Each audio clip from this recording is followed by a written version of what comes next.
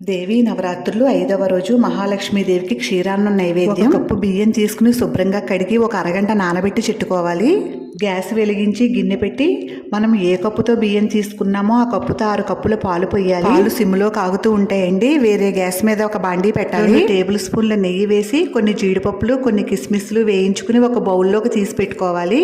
బియ్యం తీసుకున్న కప్పుతో కప్పున్నర బెల్లం తురుము తీసుకుని ఒక గిన్నెలోకి వేసుకోవాలి. అదే కప్పుతో కప్పుడు నీళ్లు బెల్లం తురుములో వేయాలి. బెల్లం తురుము కరిగే వరకు ఉడికించి గ్యాస్ ఆఫ్ చేయాలి. ఈలోపు పక్కన పాలు కాగుతూ ఉంటాయండి. నానబెట్టి చెట్టుకున్న బియ్యంలో నీళ్లన్నీ వంపేసి బియ్యం పాలల్లో వేయాలి. గ్యాస్ ఫ్లేము సిమ్లో పెట్టుకుని ఈ బియ్యం అంతా మెత్తగా ఉడికేదాకా ఉడికించుకోవాలి. నేను ఇక్కడ సోనా మసూరి వాడానండి. 6 కప్పుల పాలు కరెక్ట్గా సరిపోయాయి బియ్యం ఉడకడానికి.